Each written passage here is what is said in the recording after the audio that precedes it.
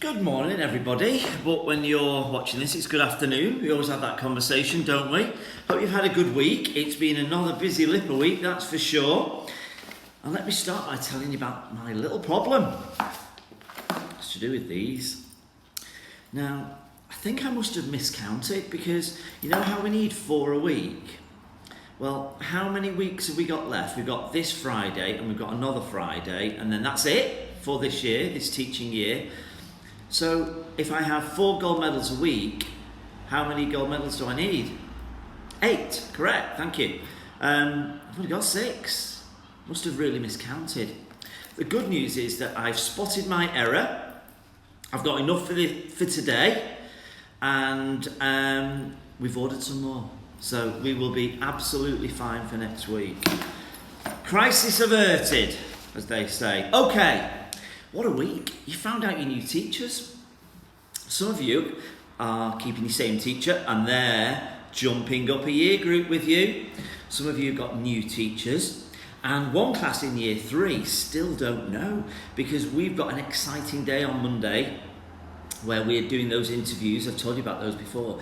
And we're interviewing 6 brilliant people, but only one of them can be your teacher. So we'll be able to tell you on Tuesday, year 3, who your teacher's going to be, and then we'll be all good.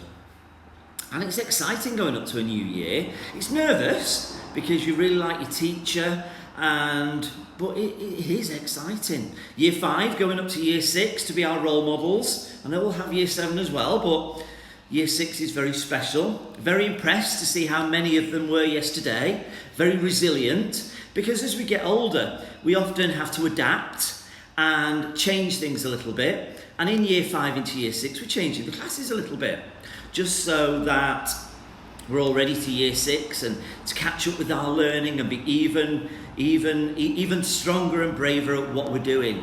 And I was really impressed to see how well many of the children did yesterday when they were told this news. Very resilient. That's what we love at LIPA Primary School. All right. Next week it's school reports as well. So they start going out on Tuesday. And that's where your teachers write about you and your achievements and your next steps. Excuse me. That's really important too. And I was always a little bit nervous when I was little and my school report was being sent home, but I've read quite a few of them. Philharmonic, I've read all yours already, and they're really good, very impressive, and I think your mums will be very pleased. But remember how well you've done. There's always next steps. And I want you to have a little think for a moment, because some of you, well, all of you are leaving year 1 or 2 or 3. Many of you are changing teacher, and I was just thinking about what we do. You know how we're interviewing those teachers on Monday? Don't tell them, but the last question that we always ask at every interview, and I think it's a really important one, is what are the 2 most important reasons why we should appoint you as a teacher at LIPA Primary School? And they have to really think about that. But I want to ask you that. If you're in year 2 going to year 3, or reception to 1 or 5 to 6, what are the 2 most important reasons? The two things that your teacher will remember about you? Will it be your maths work? Will it be your manners? Will it be how you build friendships? Because you know what, everybody? Teachers remember. This is my 25th year I've been teaching, and I can remember loads of the children that I've taught. I remember the very first class. It was year 1. There was Daniel Fath was in there. I had 2 Fays, Faye Morrison and Faye Harrison. And a little boy called James Smith. I remember that. I can say these names now because these people are in their mid-30s. I also had a quiet little boy in my class called Jonathan Lucas. I wonder what happened to him. That surname sounds familiar though, doesn't it? Anyway, but I can remember all these children, and I remember the impression that they made on me. So my question to you is, think now. What are the 2 most important things that you want to leave with your class teacher, the impressions that you make on them? Okay, I'll come back to that later on. Okie dokie, last week I asked about facts about Liverpool. That was the little challenge I set you. And Grace in year 5, come on, you can come to my room, choose a book, they're all waiting for you. If I'm not here, just come in. Because, thank you for this, Grace, and I was very impressed because she used a golden time. I had this by the end of Friday, and I'll share some of them with you. So, interesting facts about Liverpool. Liverpool was the most bombed place in the UK during World War because of the docks where we get all our supplies from. Clearly done your research. What about football? Everton used to play at Anfield, but gave it to Liverpool because Liverpool was new and had no stadium. It was also something to do with an argument that Everton had with the person who owned the ground about money. Okay, one that we know, there are two cathedrals in Liverpool. The Anglican is right next to LIPA. Yes, it is. And number 6, Princess Diana visited the Women's Hospital, which is just up the road, when it first opened in Liverpool. Grace, well done. I love how it's set out. I love your handwriting. Great facts. Come and choose a book. Thank you. Okie dokie. Shoutouts. I'm doing one first, and it's a strange one. Let me tell you this story. So on Monday morning at 6:30 a.m, boy, did we have a problem. I got a call from the people who send all our dinners, and they said because they've been some cases of COVID in their kitchen, they had to close. We had no dinners. Had a problem. 180 children had school dinners. But after much thinking and a little bit of worrying, but not a lot, we went to the cathedral and saw Neil does all the food for the cathedral cafe bar. He said, don't worry, we'll do it for you. And every day Neil has come down with 180 sandwich bags for our children. Big shout out to our friends at the cathedral, and especially Neil. Thank you so much for doing that for us. Miss Atherton has said, can I have a shout out to Nancy in year 4, please, for putting 100% effort into remote learning, creating a fantastic performance video with her toys to demonstrate her knowledge of play scripts whilst learning about Shakespeare. Well done, Nancy, and well done year 4 for yesterday for doing your play performances online. The things we've got to do at the moment. Year 4, see you in person next week.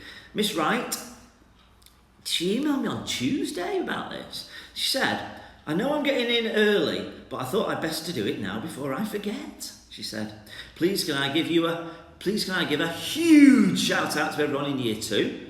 They've all adapted so well to remote learning and have had a gigantic smile on their faces throughout every lesson. They are so resilient and we are so very proud of them. Miss Wright, Miss Smith, Miss Beachy and Miss Glynn say well done. And me, year 2, see you next week. And Miss Hagan, and she said, for everyone in Strawberry Fields have been so amazing this week and working so hard. Well done, everybody. Okay, if you've had a birthday, stand up. Give us a wave.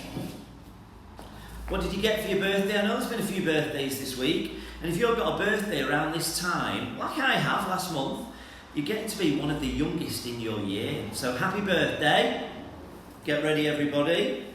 Here we go. Happy birthday to you. Happy birthday to you. Happy birthday if you've had a birthday in the last week. Happy birthday to you. All right. Teachers, it's nearly time to get your fingers ready because it's that time for our awards. What have we got first? We've got Head Teacher's Award. So, please press pause now and give out your Head Teacher's Awards. Well done, everybody. Great job. Again, when we're down later on, going home, show me what you got, show me what's written on the back, and wonder what colour one of those you got. Wonder which one of those you got. Don't worry, I'm not doing a big order of these two, although I will have enough of these for the rest of the year. Okay, maths questions. It's got to be, hasn't it? It's got to be. Question, what's happening on Sunday at 8 o'clock at night? Yep. The final of the European Championships England versus Italy. And it's the first time in 55 years that England have been to a major final. So we'll see how they go on. So the questions have got a football feel, excuse me, this week. And I found out an interesting fact actually about the Euros. I noticed, eagle-eyed spotting and everything, that the match ball that they used was a different colour. It was more grey than white, so I thought, I wonder why that is. So I had a little look, and it's because they've done a special one for the semis and the final. And I'm going to have a look in the sports shop on Saturday, but apparently the design of it is done around diversity and inclusion.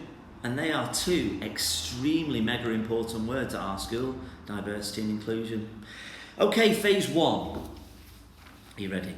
There are 11 players on the England football team, right? And one thing you've got to do when you're playing football is drink a lot of water.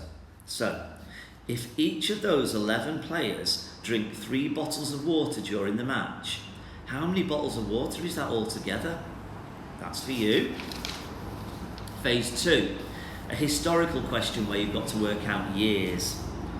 The first ever European Championships was held in France in 1960. It's now 2021. My question is, how many years ago was that first European Championships? Phase 3, you're going to have to listen really carefully to this one and probably pause it, go back. Okay, you need to make a note of this. It's about caps. So when a player plays for his international team, he gets a cap. And they'll say, Jordan Pickford, for example, has got 37 caps. That means he's played 37 times. All right, I'm going to tell you 5 players and how many caps they've got. Jordan Pickford's got 37. Harry Maguire's got 36. Kyle Walker's got 60. Raheem Sterling has got 67. And Harry Kane has got 60. I have 2 questions for you. What is those 5 players' total number of caps, and what is the average number of caps for those 5 players? Ready, everyone? Work those out. And here's your answers. Okay, so back to phase 1. Those 11 players who have 3 bottles each will need 33 bottles of water. Phase 2, the first European Championships was 61 years ago. And phase 3, those players, their total caps, 2-part question, always catches people out, 2-part questions, 260 caps in total and an average of 52 caps per player. It's awards time again. So, get your finger ready, teachers, to press pause, and can you tell the children who have won? Well done, everybody. Again, come and show me later on who's won the reading award, who's won the maths award, because I really do want to know. All right, jokes time. Now the first one, I get all these jokes when I'm on the gate, and sometimes I remember them and sometimes I don't, and sometimes I remember who told me, sometimes I don't. Apology for this person, come and find me and I'll give you a shout out next week. You told me this joke, I can't remember who told it to me. What do you call a snowman in a heat wave? A puddle. That's a great one, but I can't remember. Come and tell me who it was. Okay, Hattie, thank you for your joke. I think you thought this one yourself. Why did the jelly cross the road? Because it was very wobbly. Good one. Thank you to Maisie. What's black and white and red all over? A zebra who's feeling very embarrassed. I like that one too. And the last one, yes, there's 4 this week because I found this one because I liked it because it's about maths. I think it's more one for phase 3 and possibly the grown-ups. Did you hear about the mathematician who's afraid of negative numbers? He will stop at nothing to avoid them. How good is that? Okay, golden tickets. You know what? I do love it when people stop me, children stop me in the corridor and they say, Mr. Parker, I'm on gold, or I'm on silver, or even I'm on green, because if you've been on green all day, that's a good day, you've worked hard. But if you've got to silver or gold, then you have just exceeded those big LIPA expectations, and I want to know why. So we've done it already. Nearly time to press pause again, so it's time for you teachers to find the email from Dominic, Jacob and I, where it shows you who has been successful this week. So, get ready to press pause. Dominic, Jacob and I span the wheel, and this is who came out as winners. Well done to those people. Come along to my office and get your books. All right, gold medals time. Are you ready? Miss Logan, she said, please can I give my gold medal to Lil? Lil has worked so hard this last half term to have a positive attitude to schoolwork. She's facing a big challenge soon moving to a new school, but has faced this with resilience and good humour. Her new determination to have a mature and sensible approach to school has really made me and everyone in Year 6 proud. We will miss her next year, but know she is going to do well. Lil, top dog, well done. Miss Hagan, she said, can I give mine to Harrison, please? Reason, for giving 100% effort during Teams meetings this week, helping Miss Hagan with all technical things and showing respect to his friends. Also, she said, his Shakespearean play script was out of this world, well read with great expression. Well done, Harrison, she says. And well done, me. Miss Oak says, please can I give my gold medal to Cormac in Bertie class. Cormac is Captain Collaborative. He is always a role model for everyone in the hall at lunchtimes. I've noticed his wonderful behaviour. He's enthusiastic, positive, and I've even been impressed with his writing and reading skills. I cannot wait, she says, to see him in Year 1. Well done, Cormac, and well done, me. From me, Miss Berry is going to choose. Miss Berry says that she would like to nominate Sienna in her class for the gold medal for consistently demonstrating our LIPA values and being a champion in her own learning and constantly striving to beat her personal learning goals. How good is that? A couple of late shout-outs. Miss Ashcroft said, hello, Miss Parker. Hello, Miss Ashcroft. Could I please give a shout-out to Zephaniah in Bella class, of course you can. Yesterday, he asked to create an amazing superhero mask, and he was so careful with his scissors and used the exact right tools for the job. Well done for being so creative, Zephaniah. Well done. And back to Miss Berry, who says, can I also do a shout out for Evie for trying hard to focus on her learning, and also Katie for always displaying an attitude of gratitude towards her friends and teachers and for being a supportive and encouraging friend. Well done, everybody. Okay, Douglas, Julian, are you ready? Hello again, everybody, and welcome to that part of the assembly where we talk about poetry. And of course, this week it just had to be, didn't it? A football-focused poetry section. We've got two for you. Douglas is going to read one, I'm going to read one. Now, mine is called Never Happy, England 4, Ukraine 0. And somebody's written it, I think, as a bit of a joke. And it says, what sort of football game was that? Won in under 5 minutes flat. Lacking tension, angst and pain, and groans of, here we go again. No shouting at the referee, explaining how he cannot see. No scramble, last-ditch goal line clearance, or dogged English perseverance. My fingernails remain intact, because there was no final act. A shootout from the 12-yard spot, so we'd lament how close we got. Come on, lads, think more of us. Give us the chance to moan and fuss, like all those nice young men have done when losing matches at Wimbledon. So that was a bit of a joke, because England won that game 4-0. I think on Sunday against Italy, we're definitely going to be chewing our fingernails. Yeah. Just like I was last night, it was when that penalty and the rebound. He saved it, he knocked it in. Yeah, and when they were getting so close, I was on my knees. I can so imagine. Well, there are apparently... Oops, you're back. iPad slipped. Apparently there are 50 ways to score a goal. Okay, and Douglas has got a poem that's quite hard to read that explain 50 ways to score a goal. Douglas, you're on. It's obviously called 50 Ways to Score a Goal. Tap in, toe poke, thunderbolt, back heel, nutmeg, stinger, glancing header, miss hit cross, rebound, blaster, zinger, goalkeeper blunder, penalty, curler, side foot prod, scissors volley, full and half, Scorcher's hand of God, rocket, drill, fire, lash it in, bundle, drive, stab, chip, screamer, belter, slam, careless, bum, shin, chin, knee, hip, diving headers, outrageous, lob, deflection, quick, free kick, finesse, stroke, steer, walk it in, dink, punk, slot, and flick. And if you like that poem, you might like that book, which is also called 50 Ways to Score a Goal and Other Poems by Brian Bilston. That's where I got that one from today. Well done, because that's a really tough poem to read. And remember, 50 Ways to Score a Goal, some of them are brilliant, some of them might just be a bundle in, but they all count, don't they, Douglas? Yeah.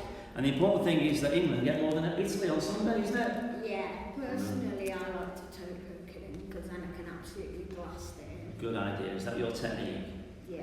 Okay, that's it everyone from the poetry section. See you later. Bye. And everybody, if you remember last week, we possibly taught you a new word, origami, which is all about paper folding. And Julian is our expert and he's been busy again. So what have you been making? So this is a house that I made out of paper, and also if you open that, you can basically draw whatever you want on the inside of the house. Good. And you can close it back up.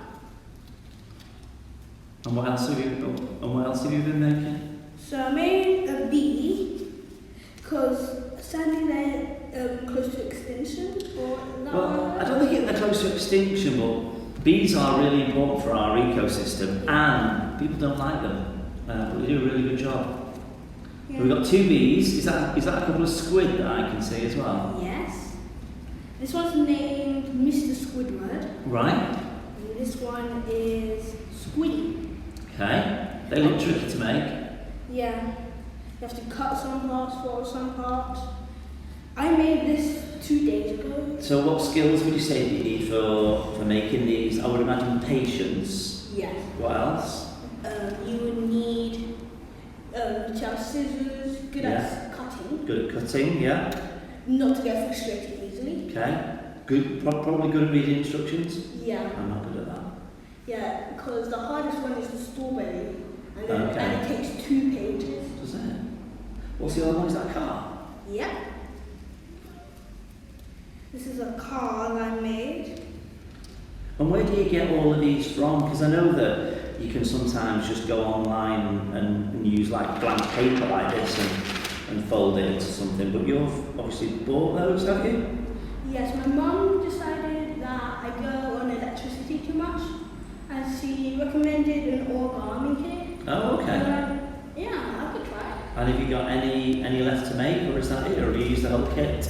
No, there's a lot more. Fantastic. There's over 50 something, 60 something.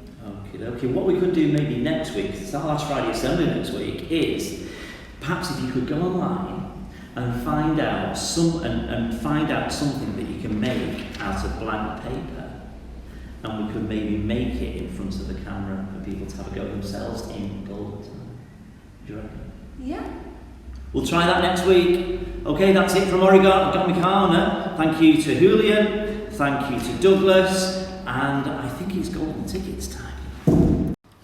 Thank you boys, and see you next week. Right, we're at the end of our assembly. So what task am I going to set you for this week? I'm going to take you right back to the start, where I told you about that interview question. What are the 2 reasons why we should appoint you to this post? And I'm going to say to you, what are the 2 things that your teacher will remember about you? What do you want your teacher to remember about you before you go up to the new class? Now, if you want to write those down for me and explain why, that can be the challenge this week, because I would quite like those on my wall. Somebody might write, I would like Miss Berry to remember that I'm resilient because I always try my best. Maybe I'm not the best at maths, but I always try my hardest.